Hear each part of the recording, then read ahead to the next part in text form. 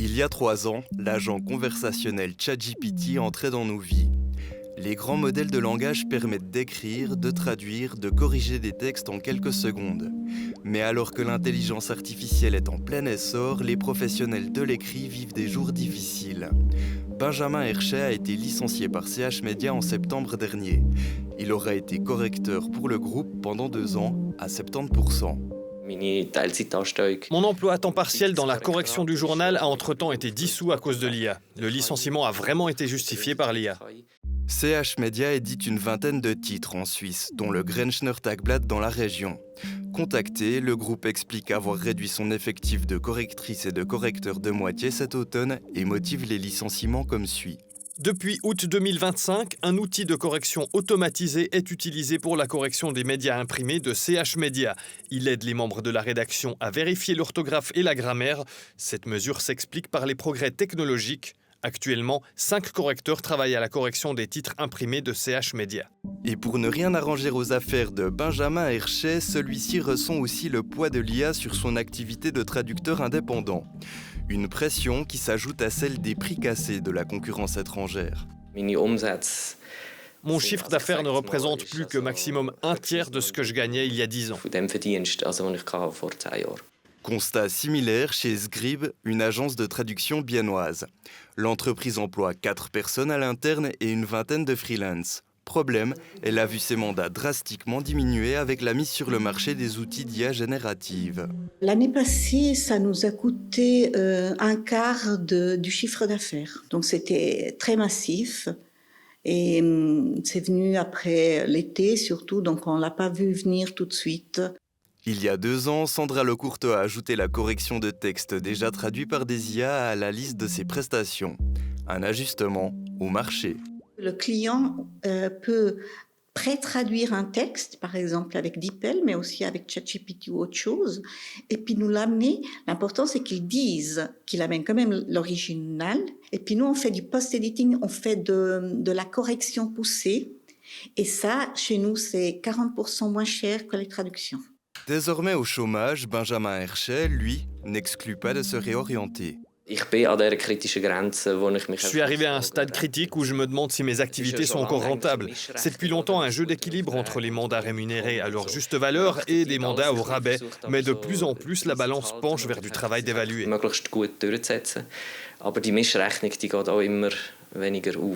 Avec l'avènement de l'IA, est-ce que seuls les traducteurs et les correcteurs y perdent ou le lectorat aussi ? Au contraire, l'IA représente-t-elle une innovation bénéfique pour les entreprises ? La nouvelle est tombée ce printemps. Le journal papier 20 minutes disparaîtra à la fin de l'année en raison d'une forte baisse des recettes publicitaires.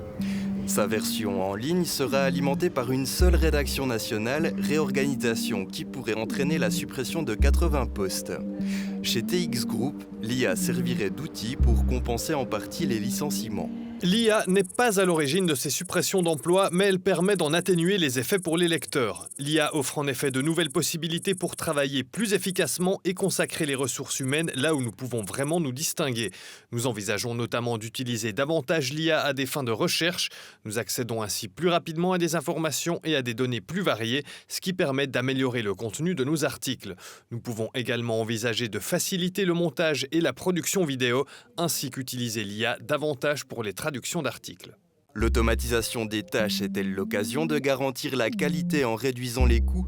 Pas sûr, selon cet expert des médias. Avec l'intelligence artificielle, on peut réaliser énormément de tâches plus rapidement, mais l'IA est sujette aux fautes et va le rester. Ce sera toujours comme ça va s'améliorer, oui, mais au final, elle demande quand même beaucoup de dépenses pour trouver les fautes possibles, pour vérifier si ce qu'a fait l'IA est quand même correct.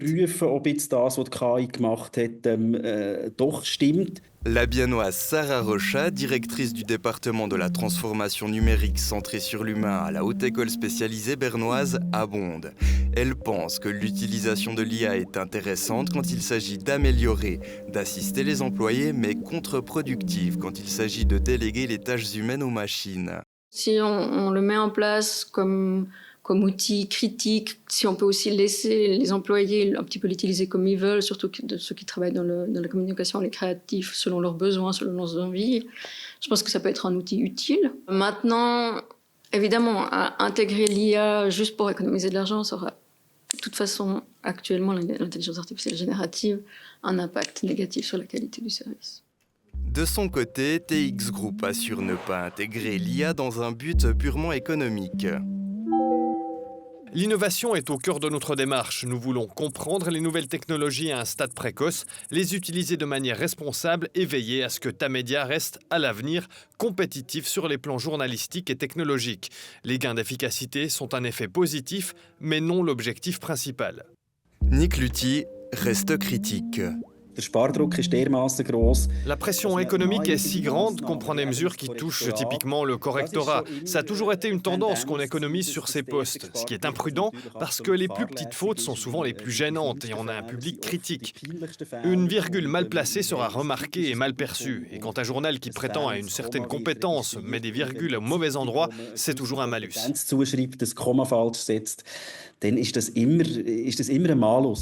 Pour Sarah Rocha, l'automatisation des tâches moyennant l'intelligence artificielle pose également la question de l'investissement au travail et la question du plaisir.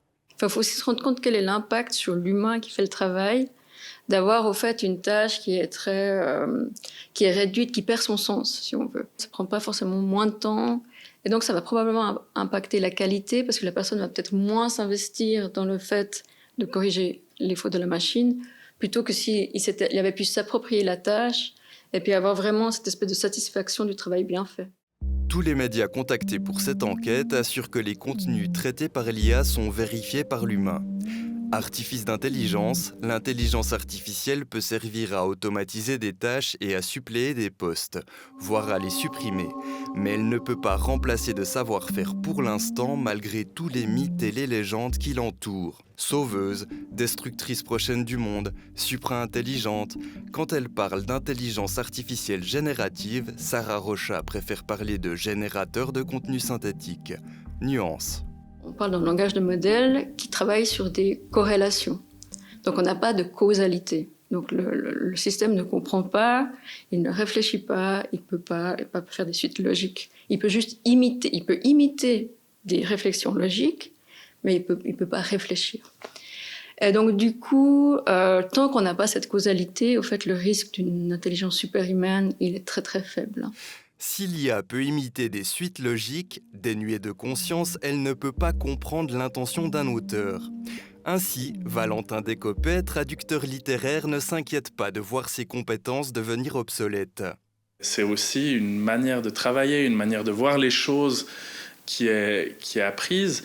Quand il traduit un roman, certaines phrases lui donnent du fil à retordre pendant des mois. Ça fait partie en fait de ma réflexion sur ce texte en me disant quand j'arriverai plus loin dans le texte, en fait, j'aurai peut-être une solution pour ça ici.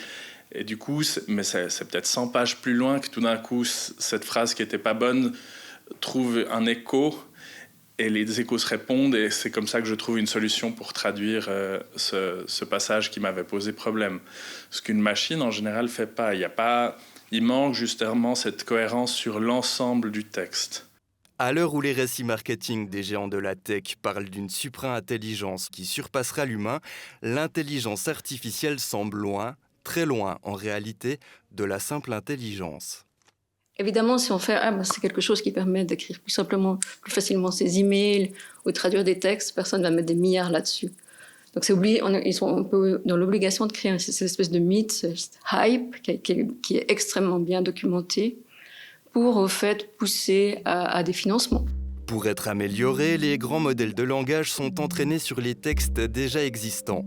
L'Association des autrices et auteurs de Suisse ADS, dont Valentin Descoppet fait partie, milite notamment pour le consentement et la rémunération des auteurs dont les productions sont utilisées par les systèmes. Pas que simplement une grosse boîte comme ChatGPT puisse prendre, par exemple, mes traductions et puis dire voilà, ici c'est traduit comme ça et puis pouf, ça rentre dans la machine et on sait maintenant que possiblement on peut traduire une phrase comme ça par ça. Ironique, les logiciels sont optimisés avec le travail de celles et ceux qu'ils mettent parfois sur la touche.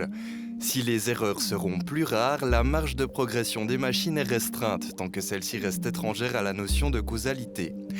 Ainsi, l'hypothèse selon laquelle l'IA approcherait un jour l'intelligence en accumulant toujours plus de données serait erronée.